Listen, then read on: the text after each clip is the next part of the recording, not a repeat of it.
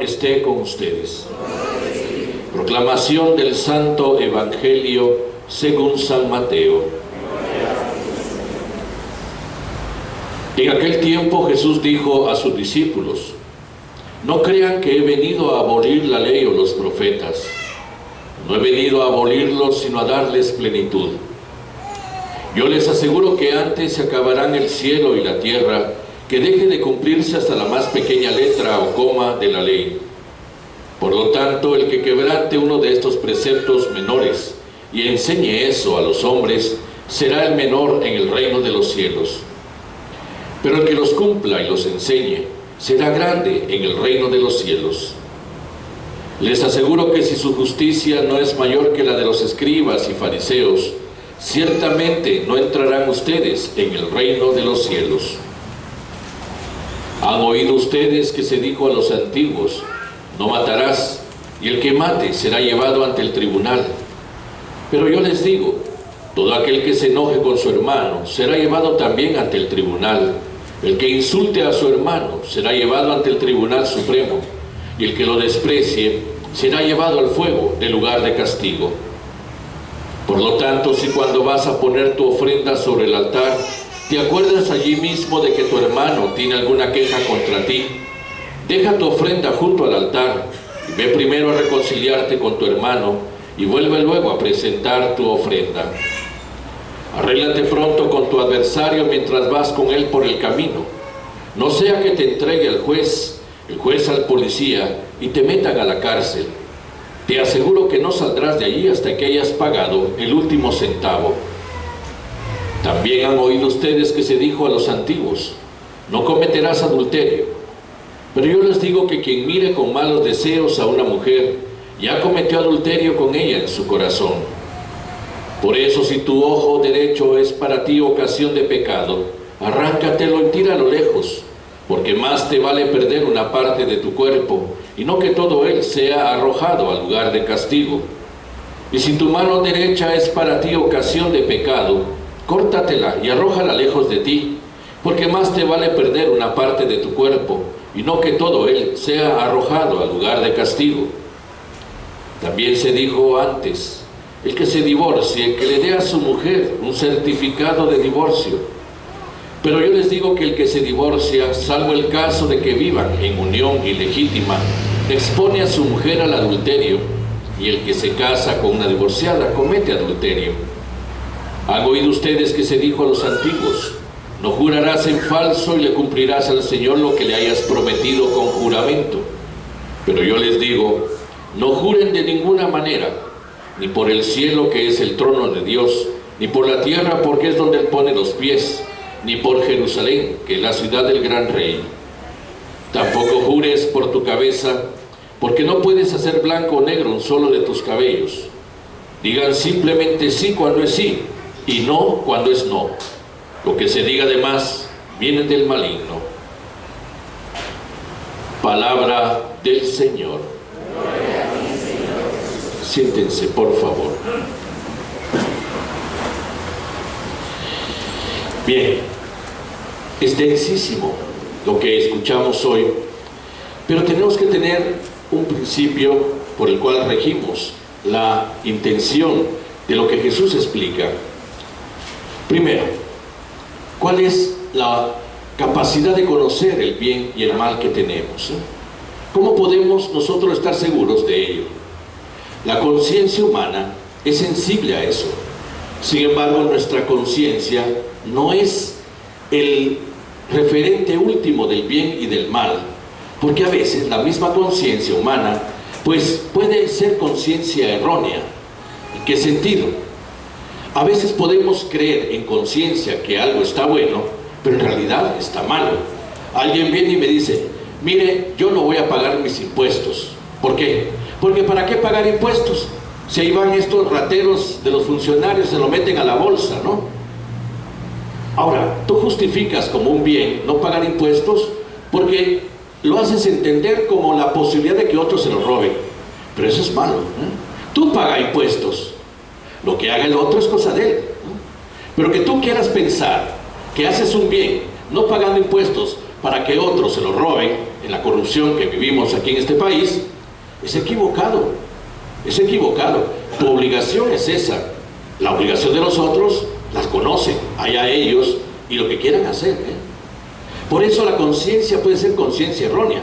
Viene alguien y me dice, pues yo aborté, porque ¿para qué iba a traer un niño a este mundo podrido, tan lleno de maldades, para que sufra? Ah, según tú hiciste un bien abortando, para no traer un niño a este mundo desgraciado, pero cometiste un asesinato. Estamos delante de algo que concretamente te está diciendo, mataste. Tú no sabías qué proyecto de vida iba a tener ese niño o esa niña, qué iba a hacer de ella en su futuro. Tuviste la oportunidad de vivir y tuviste la oportunidad de desarrollar tu proyecto de vida. ¿Por qué lo interrumpiste en el otro? Ah, para que no viniera a este mundo desgraciado. ¿Qué te importa a ti eso? Eso no es una razón. Por eso nuestra conciencia a veces no es el referente último del bien y del mal. Necesitamos algo que lo garantice. Y por eso mismo entonces tenemos la ley moral. Esa ley moral, identificada desde la fe como la verdad, es aquella que nos pone delante del bien y del mal con toda claridad. Y conociendo el bien y el mal, desde el concepto de esa ley moral que es la ley de Dios, entonces ya nos toca decidir. Ahí sí estamos libres. La primera lectura: nadie te obliga a cumplir los mandamientos, Es que Dios me va a mandar al infierno, Dios me va a castigar. Cuidado, nosotros vivimos las consecuencias de nuestras opciones. No es que Dios castigue. Si optamos por el mal y actuamos mal, tarde o temprano nos va a ir mal. El mal nunca se va a convertir en bueno, ¿Cuánta gente pensó que acorazado en sus influencias, en sus cuellos, no les iba a pasar nada en todas las mafiosidades que hicieron? Están llenas las cárceles. O sea, tarde o temprano pagas el precio de tus actos. Optas por el bien, habrá consecuencias buenas. Optas por el mal, habrá consecuencias malas. Por eso dice, tú mete la mano o en el fuego o en el agua, esa es cosa tuya, Delante de ti están. Delante de ti está la vida o la muerte, y se te dará lo que elijas. Estamos delante de la perspectiva de nuestra eternidad. Delante de ti está la vida o la muerte, y se te dará lo que elijas. Elijo vivir o elijo la muerte. Elijo el agua o elijo el fuego. Las consecuencias las vivo yo. Pero que yo tenga claro el concepto del bien y del mal, sí. Esa es la intención de los mandamientos. Orientar nuestra vida a la opción de un bien que realiza el hombre y lo hace libre. Por eso nos pone delante concretamente el conocimiento del bien y del mal, para poder optar desde una conciencia que busca lo mejor para sí mismo. Y porque Dios entrega los mandamientos originalmente a Israel cuando empieza su historia, porque por medio de los mandamientos la pretensión de Dios era que Israel fuera un pueblo libre, un pueblo identificado, un pueblo grande, un pueblo que se desarrollara bien. Tenía los mandamientos claros, fijos, y el pueblo falla, y el pueblo es infiel, y el pueblo opta por otras cosas y vive las consecuencias. Claro que en el lenguaje bíblico del Antiguo Testamento viene visto como castigo divino, pero al final de cuentas eran las consecuencias de sus actos. Es como que si Dios dijera, bueno, es tu situación, yo ya te dije cómo actuar, lo que tú hagas o no hagas es cosa tuya, y las consecuencias son tuyas. El problema es algo, que ningún acto humano es aislado. Aquel berrinchito de mi vida es mía, ya ocurría lo que me ronque la gana. El problema es que no solo te haces daño tú, es que le haces daño a un montón de gente a tu alrededor. Por mucho que pienses que es solo tu vida y que es tuya y que haces con ella lo que te dé la gana, en esa inmadurez con la cual muchos se expresan, al final le hace daño a otros. Y es ahí precisamente donde viene la historia, en donde nosotros vivimos las consecuencias de los actos de los demás también, porque hay violencia y criminalidad. Podríamos encontrar raíces desde las cuales yo puedo decir, pero si yo no tengo la culpa, tal vez no, pero otros hacen pesar en ti los actos que cometen. Ese es el problema nuestro, Por lo tanto, Dios nos presenta su ley para que se cumpla en nosotros lo que Él llama, y que Jesús nos dona, reino de los cielos. El cielo, no es el cielo, es el reino de los cielos, el don de Dios que se realiza aquí en la tierra, y que nos hace entender qué significa el cielo, ya viviéndolo aquí. Cuando nos toque ir para allá arriba, nos vamos a dar cuenta, pero ahorita ¿qué nos importa eso? Nos importa que estamos viviendo en la tierra, que tenemos también una responsabilidad acá. Y esa responsabilidad está ligada a nuestros actos, está ligada a las opciones que hacemos, o el bien o el mal. Y lo que nos afecta a nosotros también corre el riesgo de afectar a los demás, bueno o malo, Por eso Jesús quiere tener claro todo, y quiere dejar claro todo también, Y esa claridad la que presenta ahora. No ha venido a cambiar la ley y los profetas, es palabra de Dios.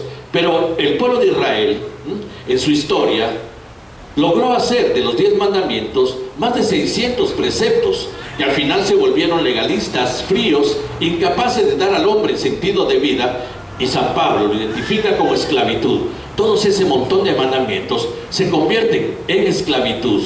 Por eso Jesús los purifica, para que el hombre, descubriendo el verdadero sentido de la ley de Dios, entonces descubra una intención, que seas libre, que seas feliz, que seas una persona realizada, que de verdad seas perfecto, porque ese es el desafío del Evangelio.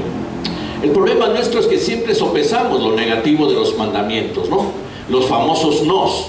De los 10 mandamientos, 6 empiezan con no, 6, pero cuando sopesamos lo negativo, no nos damos cuenta de que ese negativo nos libra de muchos negativos. Yo voy a la cárcel y le pregunto a alguien, ¿por qué estás en la cárcel? Porque robé. Muy bien. Ese no robar, ese único no, que tú hiciste sí, robaste, ahora hizo que muchos sí se hicieran no. ¿Cómo así? ¿Puedes ir a donde quieres? No, antes sí. ¿Puedes ver a tu familia, a tus seres queridos cuando quieres? No, antes sí. ¿Puedes realizar tus actividades con toda normalidad? No, antes sí. Y podemos seguir con un montón de sís que se volvieron nos por culpa de un no que se hizo sí. Esta es la terquedad humana. Y ve los mandamientos y ve la religión como opresiva, como limitante, como algo que en realidad quita la libertad al hombre. Vivamos sin ellos. ¿Y dónde está nuestra libertad? ¿Dónde quedó nuestra libertad de verdad? No es precisamente falta de libertad lo que vivimos si examinamos bien nuestra vida también y somos honestos con ella. No es falta de libertad las consecuencias de la violencia, de la corrupción, de todo esto que nos agobia en este tiempo. Entonces, ¿y qué significó todo eso? Hacer de los nos, sís. Y nos quitaron la libertad, y nos quitamos la libertad, porque tenemos que empezar por nosotros mismos. Y precisamente la intención divina. Por la verdad van a ser libres, dice Jesús. Dios tiene las mejores intenciones para con nosotros. Por eso Jesús advierte, si su justicia no es mayor que la de los escribas y fariseos, es decir, legalista, fría, opresiva, cumplidora nada más por cumplir, entonces jamás van a conocer la experiencia del reino de los cielos, el don de la libertad, de la felicidad, el don de la vida de Dios que se nos anticipa aquí en la tierra y se nos hace experimentar aquí en la tierra. Y entonces Jesús empieza por los mandamientos. Han oído ustedes que se dijo a los antiguos, no matarás, y el que mate será llevado ante el tribunal. Muy bien, era claro, matar físicamente te lleva a los tribunales. Lo hacía en el tiempo de Israel y sigue siendo también una lógica en nosotros. Puede ser que nuestra conciencia se sienta tranquila porque no hemos matado a nadie. Y estoy seguro que aquí nadie. Pero, ¿qué es matar en verdad? Cuando nosotros hablamos de muerte, hablamos de la muerte física nada más. Y la muerte física, al final, no es la única muerte. Muerte es todo lo que niega vida. Muerte es la antítesis del don de Dios, que es vida. Y por lo tanto, muerte es todo aquello que hace que la vida sufra, que hace que la vida se humille, que hace que la vida se esclavice, que hace que la vida pierda su belleza, que hace que la vida sea triste, frustrante. Eso es muerte, y es peor todavía. ¿Y yo puedo ser autor de muerte? Claro que sí. Por eso Jesús dice, claro, tranquilo, tú no mates a nadie para ir al tribunal, pero también eres reo de tribunal. Dice, todo el que se enoje con su hermano. Aquí el término enojo no se trata de los enojos que a veces tenemos, ¿no? Que te dejo de hablar por 2 días, pero después seguimos de cuates. No, se trata de la ira, de la cólera, ¿no? Cuando tú haces descargar tu ira, tu cólera sobre alguien, ¿no? Lo humillas, lo maltratas, lo agredes. Y por lo tanto, entonces, ahí estás dando signos de muerte a alguien que los está padeciendo por tu culpa. Y entonces dicen, también eres reo de tribunal, el que insulte a su hermano, el que también vuelve a hacer esto, ¿no? La ofensa a la dignidad de la persona. Y el que lo desprecie, peor todavía, marginación, racismo, xenofobia, rechazo. ¿Cuál es el temor de muchos inmigrantes ahora en Estados Unidos? Pues el que lo desprecie será llevado al fuego del lugar del castigo. Y es que aquí estamos hablando de la centralidad de la dignidad de la persona, una dignidad intocable. El hombre no tiene derecho a mancillar, a humillar la dignidad de otro, como nadie tiene derecho a mancillar y humillar tu dignidad. Esa dignidad es única, es el ser creados a imagen y semejanza de Dios, y más aún destinados a ser hijos de Dios. Por lo tanto, esa dignidad nadie puede tocarla, nadie puede humillarla, nadie puede esclavizarla. Y cuando yo me convierto en instrumento de dolor, en instrumento de humillación, en instrumento de rechazo, en instrumento de sufrimiento para otros, estoy matando a otros. Tal vez el tribunal terreno no te va a hacer nada, pero hay un tribunal que te espera al final del camino. Veamos la figura. Arréglate pronto con tu adversario mientras vas con él por el camino, no sea que te entregue al juez, el juez al policía y te metan en la cárcel. Te aseguro que no saldrás de ahí hasta que hayas pagado el último centavo. ¿Quién es el adversario? ¿Cualquiera de nosotros? No. Cuando yo agredo la dignidad de otra persona, estoy agrediendo al mismo Cristo. Lo que hiciste a cualquiera de mis hermanos, aún al más pequeño de ellos, me lo hiciste a mí. Y a veces no lo hemos pensado.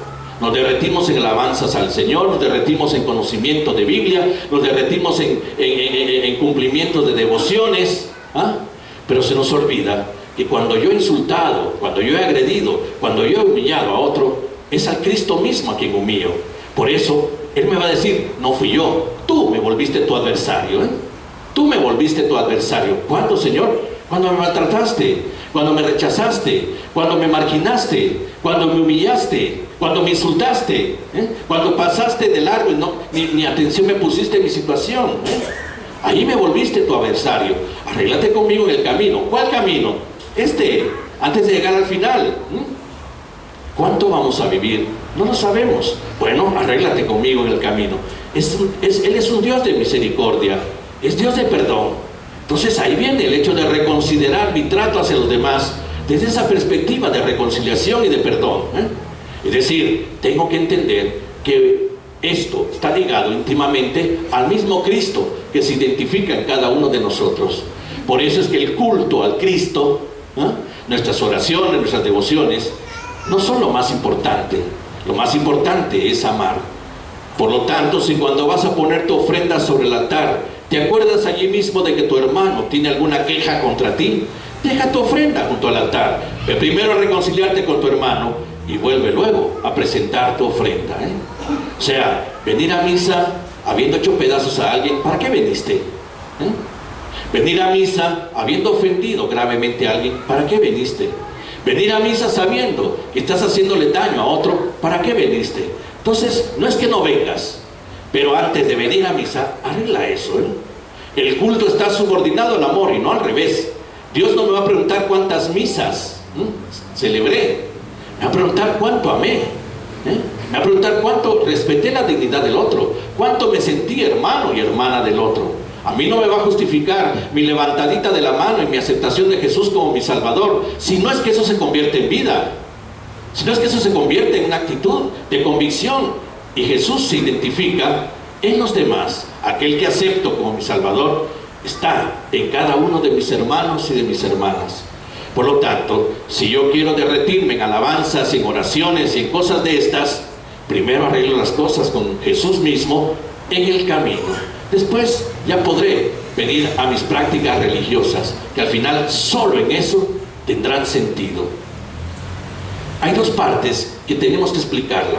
También han oído ustedes que se dijo a los antiguos: no cometerás adulterio. Pero yo les digo que quien mire con malos deseos a una mujer, ya cometió adulterio con ella en su corazón.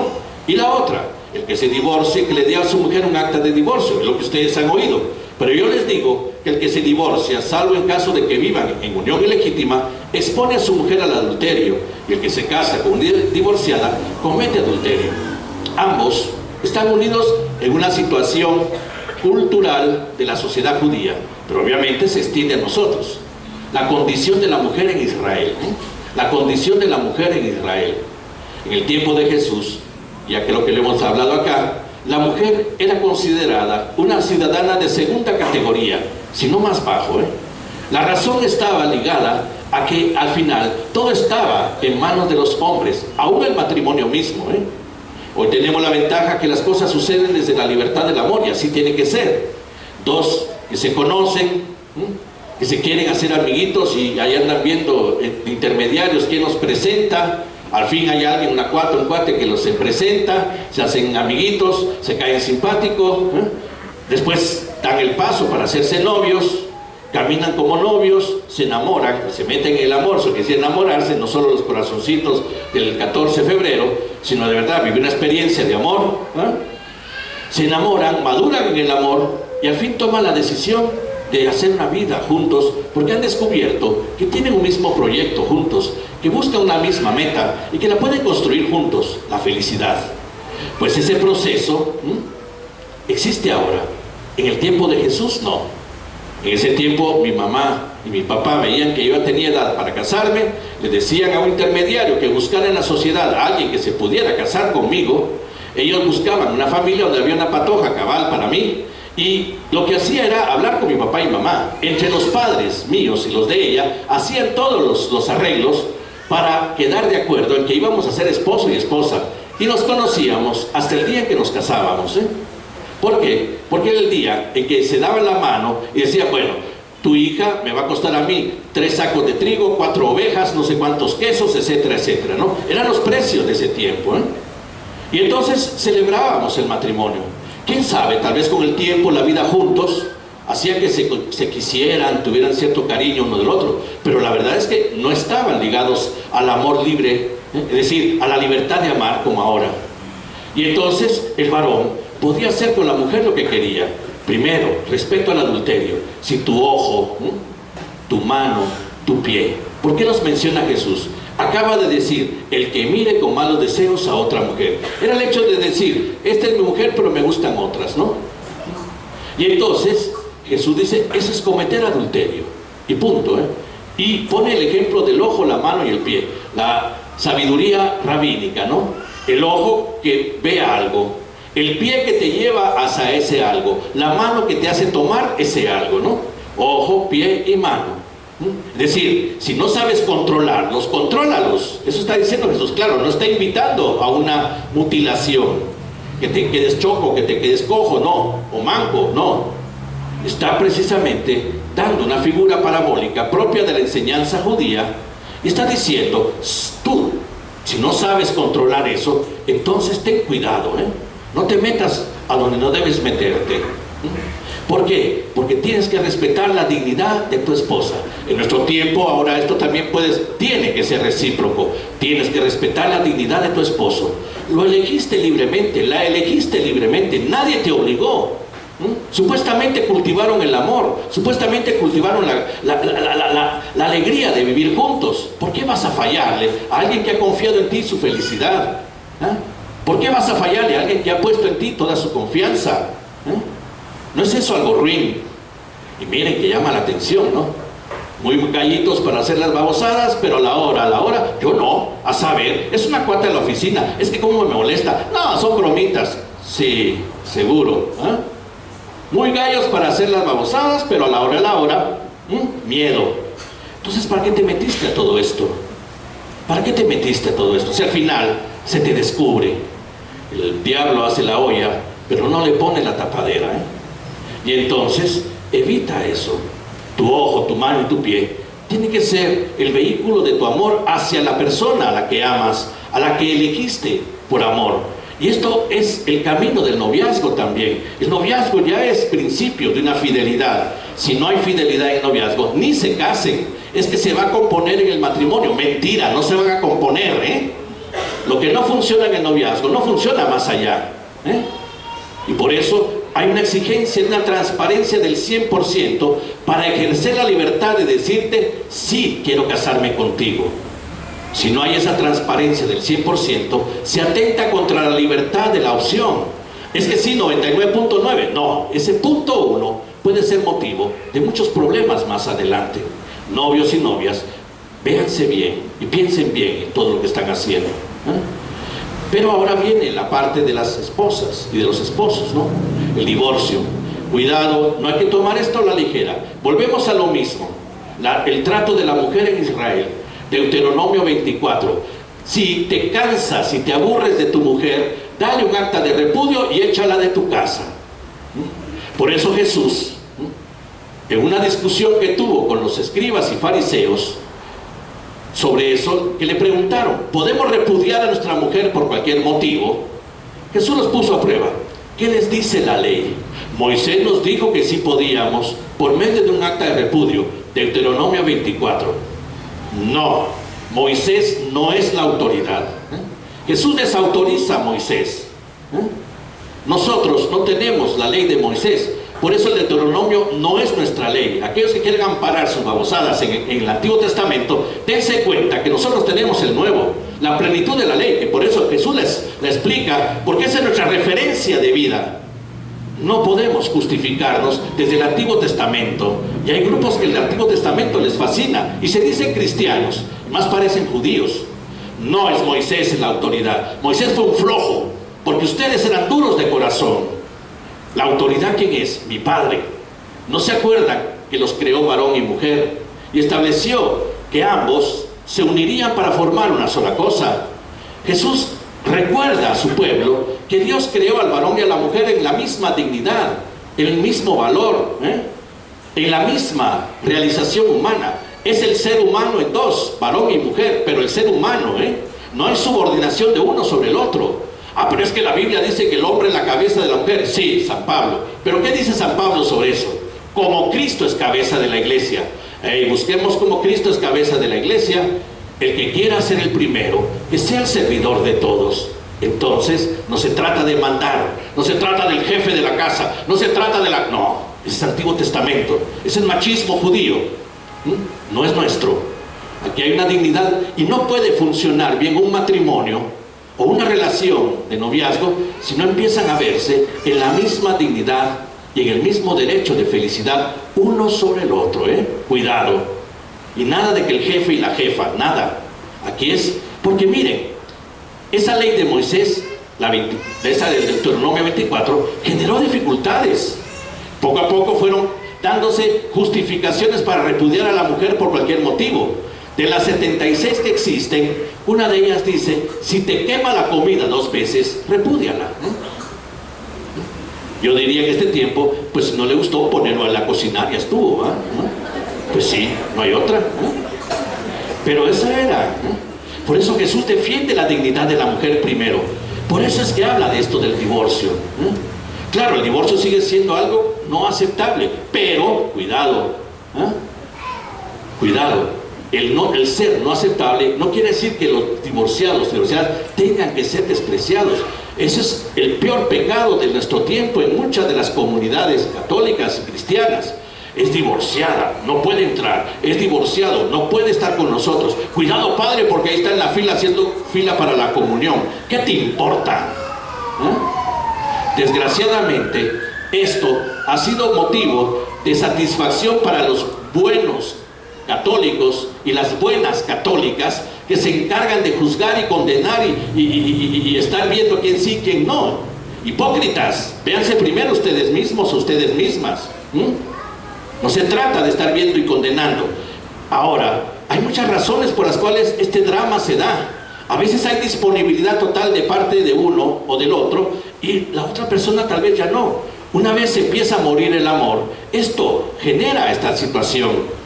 Ya casados, a veces se olvida que se enamoraron, y entonces es como una rutina de vida que al final nos acostumbramos a vivir. Ya ni siquiera nos tocamos, ya ni siquiera nos vemos. Pero eso sí, cuando eran novios se conquistaron y se conquistaron con un montón de detalles y cosas. ¿Por qué los perdieron de esposos? Esa es la pregunta. ¿Qué pasó que aquella persona que tú elegiste ahora ya no es la principal? Y todo esto es el motivo del dolor de este tipo de separaciones. Y Papa Francisco, en este documento de Amoris Laetitia, que hay que leerlo para comprender cuál es nuestra conducta delante de este drama, dice: hay que acompañar con mucho amor, con mucha comprensión, con mucha misericordia todas estas situaciones. No se puede condenar a nadie y no se puede despreciar y rechazar a nadie, No es cristiano estar viendo que la fulana o el mengano si entran o no entran de acuerdo a su condición. Eso es precisamente hipocresía de nuestro tiempo. Aquí se trata de descubrir que sí, es verdad, el divorcio hay que evitarlo, y el divorcio tiene sus consecuencias. Sin embargo, eso no significa que la persona que ha vivido esta experiencia tenga que ser marginada o rechazada. No, eso sí no, y mejor, no nos metamos en lo que no debamos, punto, Pero todo va ligado a eso. Una vez no veamos a la otra persona en la misma dignidad, no funciona nada, Como no funciona nuestra sociedad. Si ustedes se dan cuenta, todo esto que vimos hoy centraliza la dignidad de la persona, centraliza la grandeza de la persona que debo respetar, debo amar, como me amo a mí mismo. Pero me tengo que preguntar si me amo a mí mismo primero, Porque sin amarme a mí mismo, no puedo amar al otro. Sin saber de mi dignidad, y por lo tanto me estimo en eso y me amo en eso, no puedo amar a nadie más en la misma forma. Y por eso tengo que mantener una estima alta de mí, que no dependerá de lo que digan los demás, no de lo que yo creo de mí mismo, porque soy grande. Y esa dignidad la amo y la respeto en mí, y la amo y la respeto en los demás. Sobre todo en las relaciones amorosas, donde la dignidad de la persona es lo principal y viene amada. Por último habla de los juramentos. No jurarás en falso y le cumplirás al Señor lo que hayas prometido con juramento. No jures de ninguna manera, dice Jesús, ¿no? Ese por Diosito que sí, ¿no? Por Dios, hombre, te lo juro que sí, ¿no? No, como dijo una, mire padre, jurar es pecado, se lo prometo, ¿no? A veces usar el término se lo prometo es tan ridículo porque no saben que prometer y jurar son dos cosas muy distintas, Pero bueno, como dice que jurar es pecado, se lo prometo, ¿no? Bueno, no juren por ningún motivo, No juren por ningún motivo. Si estamos en la verdad, ¿por qué tenemos que apoyarnos con juramentos? Por eso dice, lo que se dice de más del sí, sí o el no, no, es obra del maligno. Porque es sospecha, ya es sospecha. Que yo me tenga que amparar en juramentos, sospechan en mi conducta. Hay un dicho latino que dice, explicatio non petita, accusatio manifesta. La explicación que no te pedí, te acusa, te acusa. Entonces, Jesús dice, digan sí cuando es sí, y digan no cuando es no. Si estoy en la verdad, me crean o no, mi conciencia es la que dicta ese bien. Pero si no estoy en la verdad, intentaré por todos los medios que me crean, y por eso incluso hago a Dios testigo de mentiras y de falsedades. No jures, dice Jesús. Bueno, estas son las primeras 4 de las 6 antítesis. Nos quedan 2 para el otro domingo, gracias a Dios, porque aquí le corto, ¿no? Pero lo importante es tener en cuenta el oriente de nuestra libertad desde la ley de Dios. No es una imposición autoritaria, ni de amenazas de castigo y de infierno. Es el camino de la libertad humana, es el camino de la felicidad humana. Vamos a confirmar nuestra fe.